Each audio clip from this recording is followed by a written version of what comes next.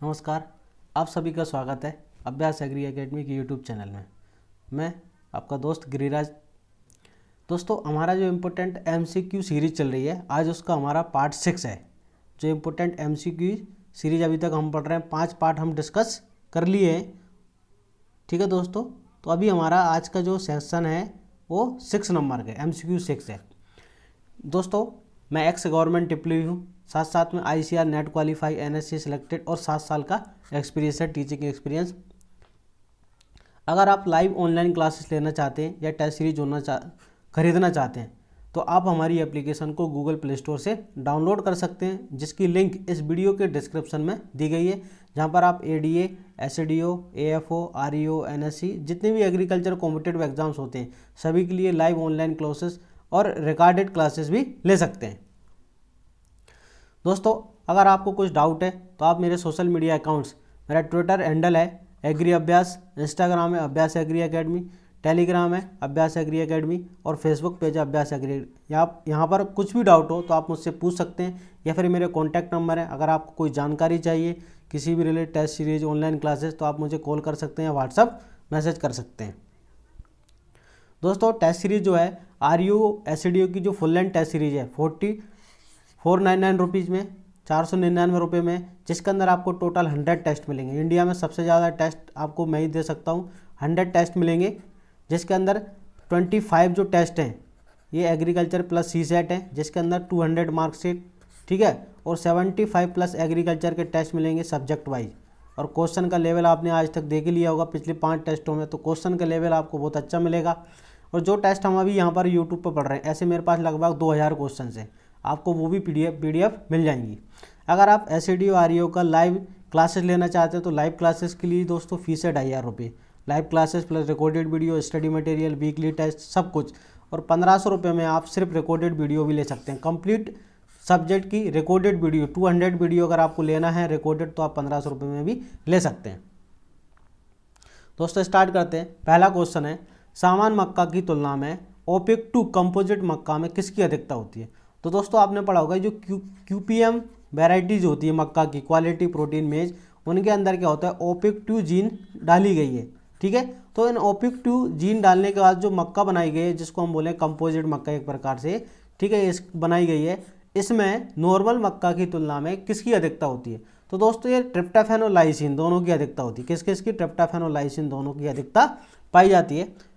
Question number 2 है दोस्तों, triticale क्या है? ट्रिटिकल किसका उदाहरण है? क्या इंटरस्पेसिक क्रॉस का उदाहरण है, इंट्रास्पेसिक क्रॉस का उदाहरण है, इंटरजेनेरिक का उदाहरण है, या इंट्राजेनिक? तो दोस्तों, ट्रिटिकल किसका उदाहरण है? तो आप सभी को पता है कि व्हीट और राई के बीच जब क्रॉस कराया जाता है तो इसे क्या कहते हैं हम?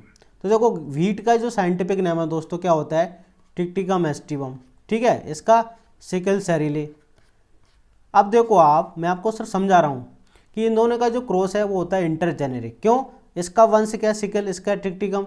तो जब हम अलग अलग जीनस के बीच क्रॉस कराते हैं तो इसको कहते हैं इंटरजेनेरिक क्रॉस। क्या कहते हैं इसे हम? इंटरजेनेरिक क्रॉस कहते हैं। मैं आपको सारे समझा देता हूँ एक बार। इंटरजेनेरिक क्रॉस अंतरवंशीय संकरण कहते हैं। क्या कहते हैं इसे हम? हिंदी में अंतरवंशीय संकरण कहते हैं। हिंदी में इसका नाम क्या होता है? अंतरवंशीय संकरण कहते हैं। ठीक है, यहाँ पर देखो दोस्तों, पहला है इंटरस्पेसिक, अंतरजातीय। अंतरजातीय का मतलब क्या होता है दोस्तों? जैसे सपोज वीट जो है, या फिर वीट की जगह हम कपास ले सकते हैं, कॉटन।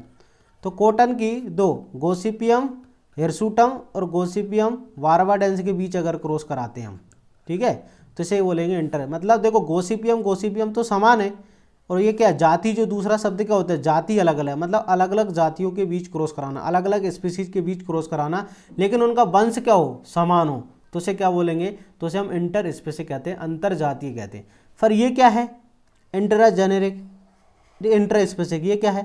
जब देखो ऐसे व्हीट है, अगर गेहूं की हम 2 अलग अलग वैरायटी के बीच क्रॉस कराते हैं, जैसे सपोज लोकवन है और कल्याण सोना है, अगर हम इन दोनों के बीच क्रॉस कराए तो देखो, लोकवन का नाम ही ट्रिटिकम एस्टिवम होगा और इसका नाम भी क्या होगा? Triticum aestivum. मतलब एक ही स्पीसीज की, एक ही जाति की दो अलग अलग वैरायटी के बीच क्रॉस कराना, डिफरेंट वैरायटी के बीच क्रॉस कराना, इसे बोलते हैं इंटर वैराइटल। क्या कहते हैं? इंटर वैराइटल हाइब्रिडाइजेशन कहते हैं।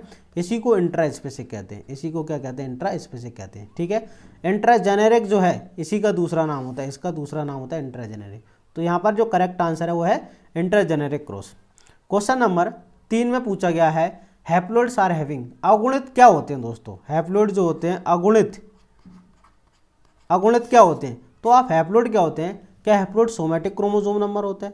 क्या छोटा क्रोमोसोम है या वेरी लॉन्ग? तो आंसर है हैप्लोइड जो होते हैं gametic chromosome number is always haploid. जो युग्मक होते हैं, ठीक है, युग्मक में कौन सा क्रोमोसोम? युग्मक हमेशा एन होते हैं। युग्मक हमेशा क्या होते हैं? गैमेट्स एन होते हैं। तो हैप्लोइड को क्या बोलते हैं हम? गैमेटिक क्रोमोसोम नंबर कहते हैं। अगुणित क्या होते हैं? Gametic chromosome number. Question number 4 है बल्क पॉपुलेशन ब्रीडिंग मेथड किसके लिए होता है? Bulk population breeding method suitable for genetic improvement, किसके फसल सुधार के लिए ये मेथड होता है? तो दोस्तों इसका करेक्ट आंसर है स्मॉल ग्रेन क्रॉप, छोटी जो अनाज वाली फसलें होती है, छोटे दाने वाली, इनके लिए सुधार का एक मेथड होता है। क्वेश्चन नंबर 5 में गन्ने में संकरण के बाद सिलेक्शन किस पीढ़ी में किया जाता है? तो ये बहुत इंपॉर्टेंट क्वेश्चन है, बहुत सारे एग्जामों में पूछा गया है। F2 पीढ़ी में इसका किया जाता है। क्वेश्चन नंबर 6 है which one of the following is the site of protein synthesis. दोस्तों प्रोटीन सिंथेसिस कहाँ होता है? तो प्रोटीन सिंथेसिस कहाँ होता है? राइबोसोम के ऊपर। प्रोटीन सिंथेसिस कहाँ होता है? तो आंसर है राइबोसोम के ऊपर। किसकी सहायता से? एमआरएनए। एमआरएनए से ही प्रोटीन बनती है दोस्तों, याद रखना। एमआरएनए से प्रोटीन बनने को हम ट्रांसलेशन कहते हैं। क्या कहते हैं हम? ट्रांसलेशन। ठीक है। ट्रांसलेशन की प्रक्रिया साइटोप्लाज्म में चलती है। एक बात याद रखना आप, साइटोप्लाज्म में, लेकिन ये साइटोप्लाज्म किसके ऊपर चलती है? राइबोसोम के ऊपर। किसके ऊपर चलती है प्रक्रिया? राइबोसोम के ऊपर चलती है। ये है 70S की 50 और ये 30, या फिर हम कह सकते हैं ये 40 इकाई, ये 80, ये 60 इकाई और ये 40। ठीक है। 80S है तो 50, अगर देखो राइबोसोम 70S है तो इसकी 50 हो गया और 30 होगा। ठीक है। अगर राइबोसोम 80S वाले हैं तो इसकी 2 सब यूनिट होती हैं, 40 और 60। ठीक है। तो राइबोसोम प्रोटीन का सिंथेसिस कहाँ होता है? राइबोसोम के ऊपर होता है। ठीक दोस्तों, आगे पढ़ते हैं। परंपरागत फसल में परंपरागत जो क्रॉस पोलिनेटेड क्रॉप्स होती हैं, परंपरागत फसल में स्वपरागण द्वारा समयुग्मजी लाइन उत्पन्न करने को क्या कहते हैं? जैसे समझना आप, ये homozygous line developed by self pollination in A cross pollinated crop is term. जैसे ये मक्का है, तो मक्का किस प्रकार की क्रॉप है? मक्का किस प्रकार की क्रॉप है?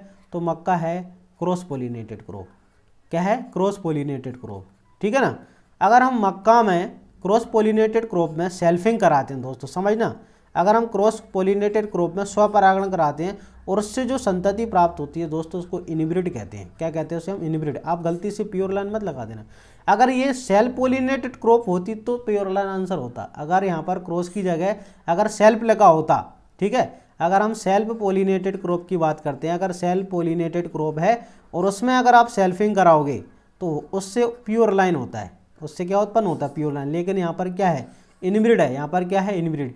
क्रॉस पोलिनेटेड क्रॉप में अगर हम सेल्फिंग कराते हैं तो क्या उत्पन्न होता है? इनब्रिड उत्पन्न होता है। तो इसका करेक्ट आंसर क्या है? इनब्रिड है। क्वेश्चन नंबर 8 है आनुवांशिकी किसके अध्ययन को कहते हैं? Genetics is the study of. तो दोस्तों आप जीन मत लगा देना। जेनेटिक्स जो होती है हेरिडिटी और वेरिएशन, वंशागति और विभिन्नताओं के अध्ययन को जेनेटिक्स कहते हैं। क्वेश्चन नंबर 9 में पूछा गया है द फर्स्ट मेज hybrid develop in India.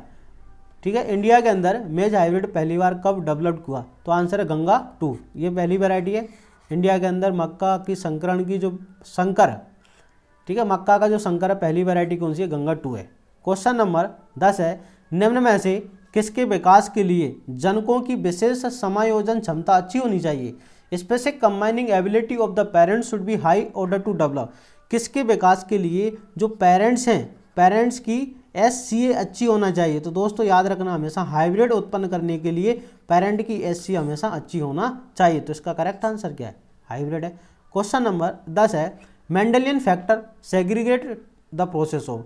Mendelian कारक किस प्रक्रिया में अलग होते हैं? मेंडेलियन कारक का हो दोस्तों, फैक्टर का हो, या कह सकते हैं हम जीन कब अलग होती है। तो याद रखना आप हमेशा, जीन हमेशा कब अलग होती है? मियोसिस में। कब अलग होती है?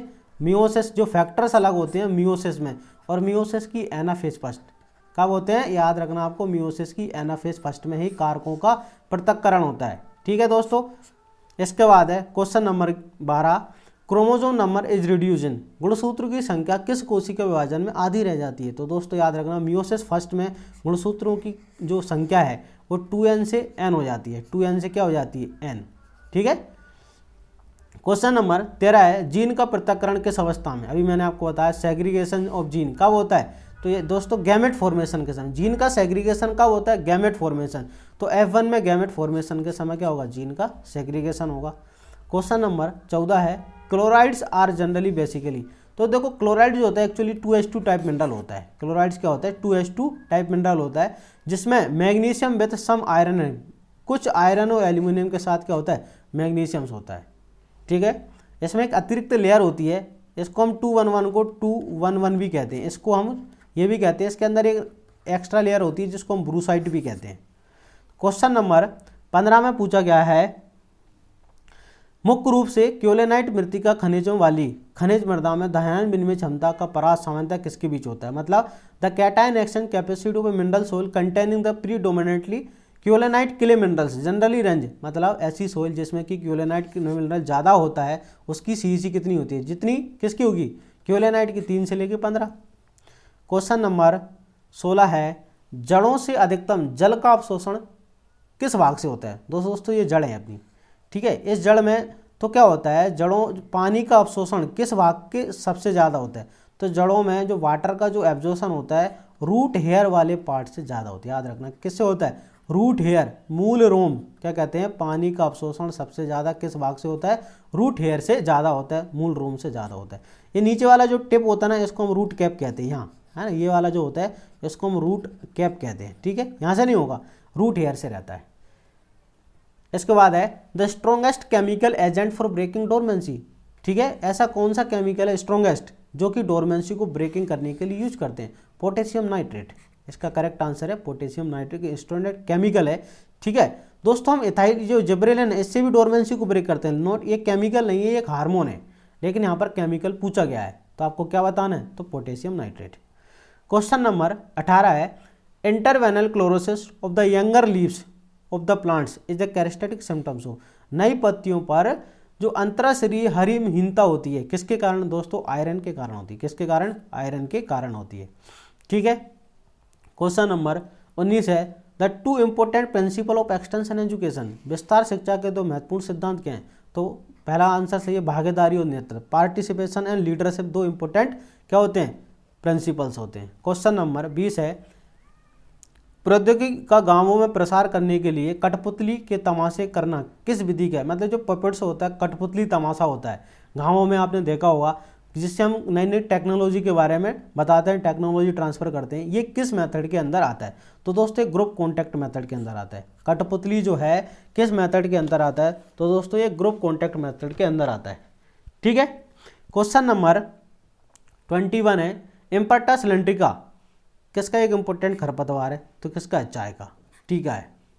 क्वेश्चन नंबर 22 है, क्लोराइड्स बिलोंग्स टू। मैंने अभी आपको थोड़ी देर पहले बताया कि क्लोराइड्स क्या होता है, 2:2 होता है। ठीक है। अभी आपको थोड़ी देर पहले पिछले क्वेश्चन बताया था मैंने, या जिसको हम क्या कहते हैं, 2:1:1 भी हम इसे कहते हैं। क्वेश्चन नंबर 23 है, पौधों का मोलिब्डेनम आवश्यक है। पौधों को एमओ की आवश्यकता ज़्यादा होती है क्योंकि यह एक को फैक्टर, ये किस एंजाइम के लिए को फैक्टर का, तो आंसर है नाइट्रेट रिडक्टेज एंजाइम के लिए को फैक्टर का काम करता है। ये नाइट्रोजन फिक्सेशन के लिए जरूरी होता है एमओ, क्योंकि नाइट्रेट रिडक्टेज एंजाइम के बनाने के लिए, सिंथेसिस के लिए आवश्यक होता है। दोस्तों जो प्रोडक्शन फैक्टर कर्व होता है, आपने इस प्रकार का कर्व देखा होगा, प्रोडक्शन फैक्टर कर्व जो होता है। ठीक है। यहाँ पर आपको टीपीपी की वैल्यू दी है 18, आपको एपीपी की वैल्यू दी है आपको 6, और आपको एमपीपी की वैल्यू दी है 7, और आपसे इलास्टिसिटी ऑफ प्रोडक्शन पूछा है, ईपी क्या होगा। तो दोस्तों बहुत ही सरल आंसर है, ईपी बराबर होता है MP/AP। इतना सरल, आपको घबराना नहीं है कि ये क्या दे दिया। ईपी बराबर होता है MP/AP, और आपको पता है यहाँ पर कितना दिया है, 7/6, और आंसर कितना होगा 1.16। इतना सरल आंसर है। क्वेश्चन नंबर 25, निम्नलिखित सिद्धांत आर्थिक सिद्धांतों में से कौन सा एक किसान को अपने सीमित साधनों 2 भिन्न उद्यमों में लगाने में मदद करता है। Which one of the following economic principle helps a farmer to allocate his limited resources. याद रखना, ये शब्द याद रखना आप, सीमित संसाधनों का बंटवारा किस प्रकार से करता है, कौन सा प्रिंसिपल यूज करता है। अलग अलग एंटरप्राइजेज में, अलग अलग अपने उद्योगों में, बिजनेस में सीमित संसाधनों का बंटवारा, तो इसके लिए लॉ ऑफ इक्विमार्जिनल रिटर्न, ठीक है, सम सीमांत प्रतिफलों का नियम। दोस्तों अगर आपने अभी तक हमारे यूट्यूब चैनल को सब्सक्राइब नहीं किया तो सबसे पहले आप यूट्यूब चैनल को सब्सक्राइब करें, जिससे मैं आपको यहाँ पर डेली ये MCQ 50 की सीरीज चल रही है, वो आपको सबसे पहले आपके पास नोटिफिकेशन आएगा, उसको देख पाएंगे आप, ठीक है। तो आप यूट्यूब चैनल को लाइक करें, सब्सक्राइब करें और अपने दोस्तों को शेयर भी करें।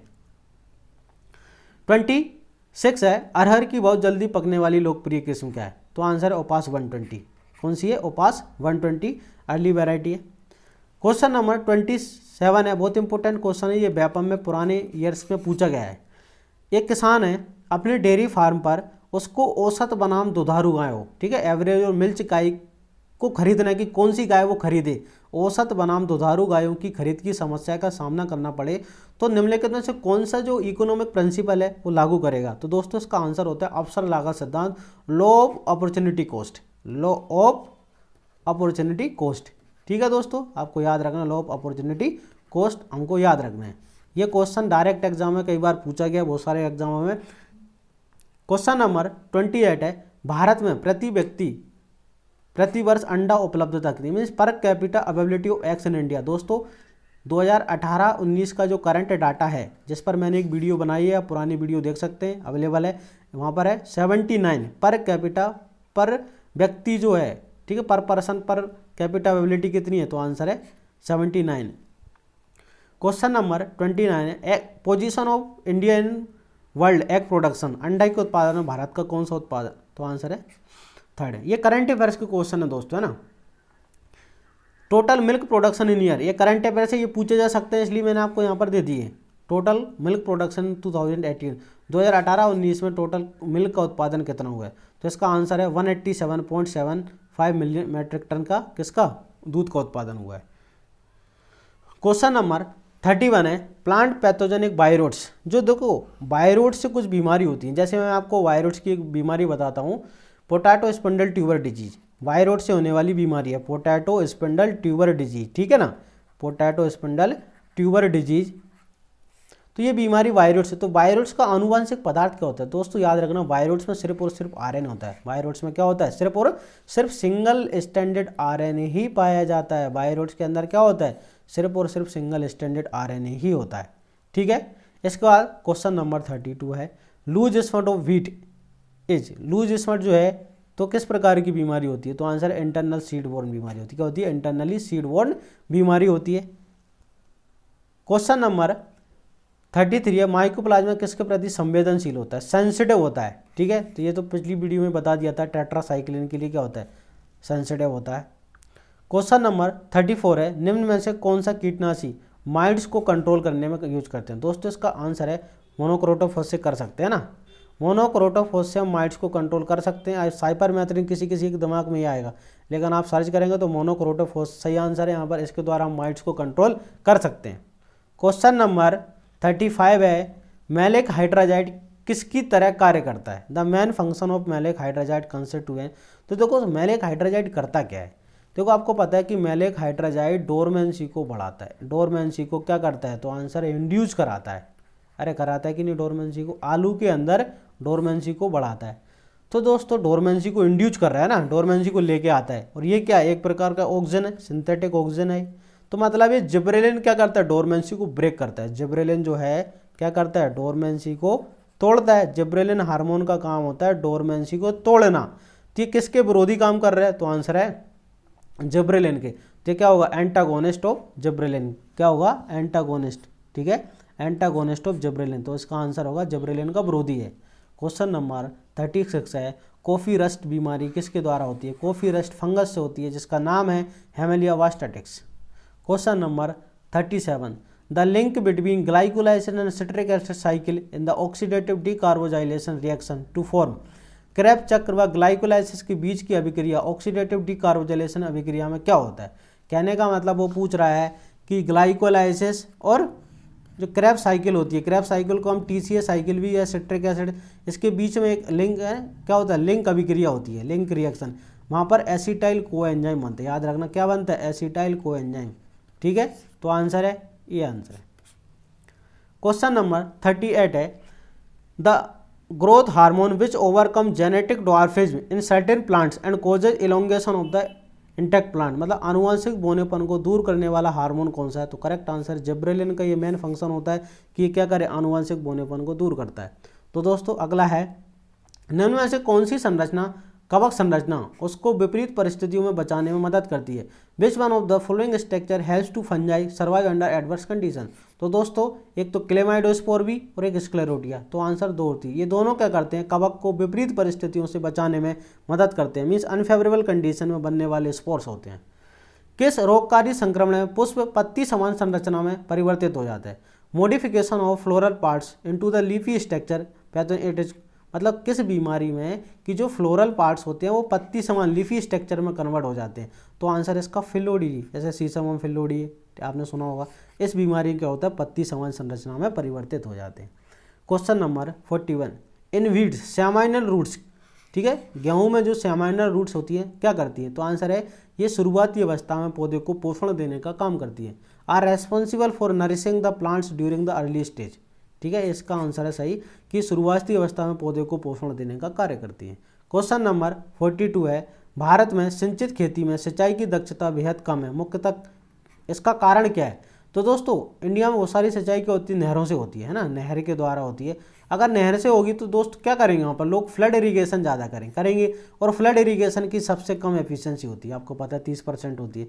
तो मेन कारण क्या है कि लार्ज क्षेत्र है हमारा, ठीक है, बड़े क्षेत्र सिंचित क्षेत्र नहरों के द्वारा होता है, बहुत बड़े सिंचित क्षेत्र में नहरों से सिंचाई होती है। अगर नहरों से होगी तो फ्लड होगा और फ्लड होगा तो इरीगेशन एफिशिएंसी कम होगी।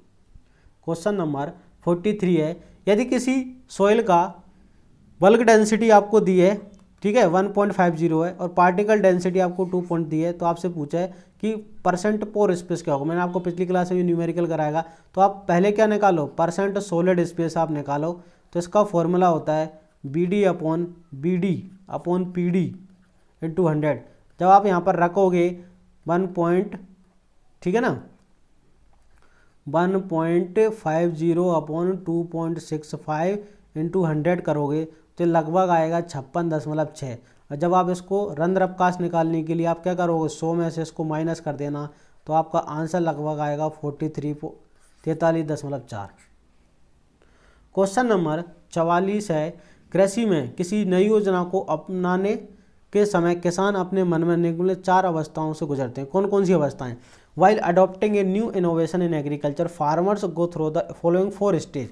कौन कौन सी अवस्थाओं से गुजरता है? तो दोस्तों सबसे पहले व्यक्ति क्या करता है, अब जानकारी इकट्ठा करता है ना, फिर उसमें रुचि लेता है, इंटरेस्ट, फिर एक्शन और फिर सेटिस्फेक्शन। तो आंसर 1 2 3 4, ठीक है, ये वाला है 1 2 3 4, ठीक है, ये नहीं है। क्वेश्चन नंबर 45 है निम्न में से कौन सा एक रसायन है बीज आलू की सुषुप्ति तोड़ने के लिए प्रयुक्त? आलू में हम डोरमेंसी को तोड़ना है। अगर आपसे पूछा जाए कि आलू में डोरमेंसी लेके कौन आता है, तो मैलेक हाइड्राजाइड तो क्या करता है, आलू में डोरमेंसी को इंड्यूस कराता है। ये तोड़ेगा कौन, तो थायोरिया का यूज करते हैं। आलू में डोरमेंसी को ब्रेक करने के लिए थायोरिया का यूज करते हैं। क्वेश्चन नंबर 46 है बीज बिखेर कर बोई गई धान की खड़ी फसल में अंतर सस्यकर्षण को आमतौर पर क्या कहते हैं? मतलब स्टैंडिंग क्रॉप में अगर हम कोई इंटरकल्चर ऑपरेशन करते हैं तो इसे क्या कहते हैं, उसे हम बुशनिंग कहते हैं। खड़ी फसल में इंटरकल्चर ऑपरेशन करना क्या कहलाता है, बुशनिंग कहलाता है। 10% अतिरिक्त लाभ के लिए LER कितना होना चाहिए? LER का पूरा नाम होता है लैंड इक्विवेलेंट रेशो, ठीक है ना। LER कितना होना चाहिए, 1.10। क्वेश्चन नंबर 48 है इंडियन फार्मिंग पत्रिका जो होती है ना, इंडियन फार्मिंग पत्रिका का विमोचन किसके द्वारा या पब्लिकेशन, तो ICAR के द्वारा किया जाता है। किसके द्वारा? ICAR के द्वारा किया जाता है। क्वेश्चन नंबर है 49, ठीक है, यहाँ पर आपको दिए गए राइजोबियम स्पीसीज, ठीक है, और क्रॉप दिए हैं। ये फसल है कि किस फसल में कौन सी राइजोबियम बैक्टीरिया का यूज करते हैं। देखो फिनुग्रिक है तो इसमें हम राइजोबियम मेलिलोटी का यूज करते हैं। बरसी में इसमें हम राइजोबियम ट्राइफोली का यूज करते हैं। मटर जो है राइजोबियम लेग्यूमिनेसियम और पी का क्या करते हैं, तो फैसियोली। आप मैच कर लेना। क्वेश्चन नंबर 50 है rock phosphate is used in, तो आंसर है रॉक फॉस्फेट का यूज हम किस में करते हैं, तो आंसर एसिडिक सॉइल में किया जाता है। आई होप आपको दोस्त समझ में आया होगा। अगर आपको अच्छे लगे तो आप कमेंट जरूर करना कि आपको कैसे लगे, है ना। बहुत सारे बहुत सारे लोग रहे हैं, आपका जो प्यार है बहुत मिल रहा है, एक दिन में 300-300 लोग 400-400 लोग देख रहे हैं आप, लेकिन कमेंट कम कर रहे हैं। आप मुझे बताएं कि क्वेश्चन कैसे लग रहे हैं, अगर आपको कोई डाउट है वो भी पूछ सकते हैं आप, ठीक है।